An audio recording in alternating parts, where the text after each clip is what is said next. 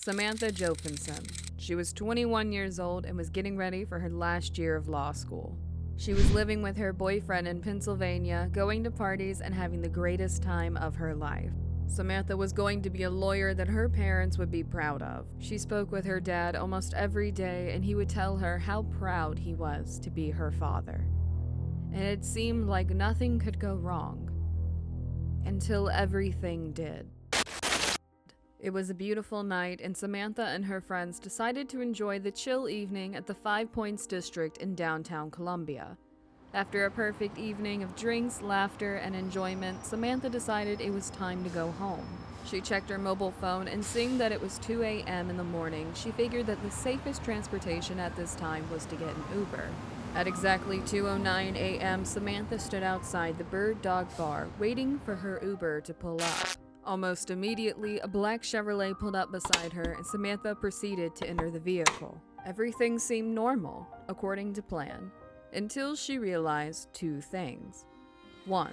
This was not her Uber driver. And 2. The driver, Nathaniel Rowland, had activated the child locks in the car and had trapped Samantha inside. As soon as Rowland turned his head to face Samantha, she immediately knew that something was wrong. The next day, Samantha's roommates became worried. It had been more than half a day since they had seen or heard from her. Her cell phone was no longer going through, and her boyfriend knew nothing about her disappearance. Worried that something had gone wrong, the police were called and a search began immediately. Unfortunately, just 14 hours after her disappearance, Samantha's body was found in a field in Clarendon County by turkey hunters. The big question was immediately posed. What had happened between 2 a.m. and 4 p.m. on the same day? How had a wrong Uber car led to the death of this young and promising lawyer? Well, here is what we know. When the car had arrived, Samantha did not check the license plate of the car or even had the driver say her name. And as soon as she entered the vehicle, the driver had locked her in by activating the child locks. This way, no matter how hard Samantha tried, she could not get the door to open. Seeing that he had gained control over the situation, Rowland then proceeded to stab Samantha. With a two-handed knife, Rowland would stab Samantha over 120 times in several parts of her body.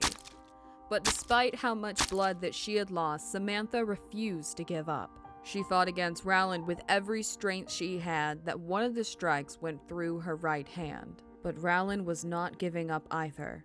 He struggled with Samantha and even stabbed her so badly in her head that one of the strikes went through her skull. He then would stab her in the face, shoulder, leg, lung, feet, back, torso, and neck until Samantha died in his car. According to authorities, it had all happened in less than 10 to 20 minutes. Later on, the pathologist who conducted an autopsy on Samantha's body would admit that she could not have survived as the extent of her blood loss was unimaginable. Naturally, the human body has over 4 liters of blood. But when her body was found, only 1.3 tablespoons of blood remained. Samantha's death raised so many questions. Why did Rowland murder her with such passion? Who was he, and why was he there at just the right time? After the body of Samantha was found, the police immediately began an investigation into her death. At around 3 a.m. the next day, the police found the Impala in which Samantha had been murdered. According to reports, Rowland had got out of the car immediately and began running before he was quickly captured. The car was seized and investigators began searching. The results were fatally devastating. The police officers found Samantha's phone in the passenger compartment switched off. They also discovered a container of liquid bleach in the car, plus germicidal wipes and a window cleaner in the car. According to investigators, as soon as Samantha got into the car, Rowland immediately activated the child's safety locks, a factor that made it impossible for anyone to open the car from the inside. This caused investigators to ask, was Rowland expecting the innocent woman in his car? Rowland was arrested on charges of murder and kidnapping and was immediately charged to court. Before his arrest, police officers report that the 24-year-old did not live in Clarendon County where Samantha's body had been found, but he had driven almost 70 miles out to Clarendon County to dump her body in the wooded area. Also, at the time of his arrest, Rowland had been in possession of marijuana and had failed to stop on police command, all of which could result in a longer prison sentence. The police officer in charge of the case, Columbia Police Chief W.H. Skip Holbrook, said of the crime, "Our hearts are broken. They're broken. There is nothing tougher than to stand before a family and explain how a loved one was murdered." But it was gut-wrenching. Words really can't describe, obviously, what they're going through. As to be expected, the death of Samantha came as a shock to her parents. To all who knew her, Samantha was a symbol of peace and love. Her father, with whom she had shared a close relationship with before her death, could not believe that she was gone. In his mourning, he wrote on Facebook. His post reads as follows: "It is with tremendous sadness and of a broken heart that I post this. I will miss and love my baby girl for the rest of my life. Samantha is no longer with us, but she will not be forgotten. It is extremely hard to write this and post it, but I love her with all of my heart. I could continue to write about her, but it kills me. I sit here and cry while looking at the picture and write this." The president of the USC, Harris Pastitas, also released a statement about the death of Samantha. The statement wrote, "Our prayers are with the family and friends of Samantha Josephson, following the devastating news of her death. Times like these leave me searching for words of wisdom and comfort." The president then advised students to watch out for one another, travel in groups, and always be wary of strangers. In court, we were finally given a closer look at how the murder had occurred. Days before Samantha's death, her boyfriend Greg Corbishley had been in a discussion with Samantha. In his testimony, Greg said that he had spoken with Samantha on that fateful day, and she was quite upset about a family member being sick.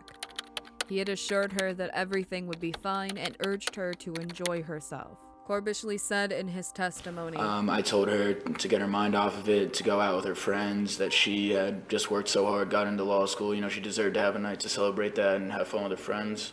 And I just told her to go out and have fun that night. During the trial, video evidence would later show that a certain individual tried to use Samantha's debit card several times. At one point, this individual tried to withdraw money from her account at a Columbia bank. At another point, the person tried to sell Samantha's phone, and the later video evidence would show that this person was Rowland. A friend of Rowland would testify in the trial that he had noted blood in Rowland's car the next morning, while bloody clothes, cleaning products were found behind the house of this particular friend. It appeared like Rowland had tried to implicate this friend of the crime.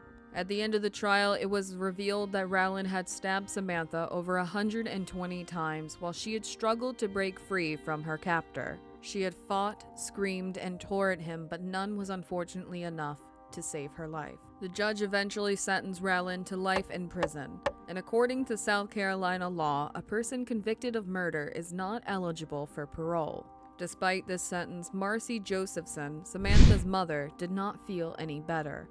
In her 6-minute-long statement, she said, "I close my eyes and I feel what she endured at his hands 120 times, over and over and over, fighting for her life locked in his car." Samantha would never get the chance to become the great lawyer she was meant to be. But we hope that the justice served to Rowland would prevent this sort of crime from repeating itself.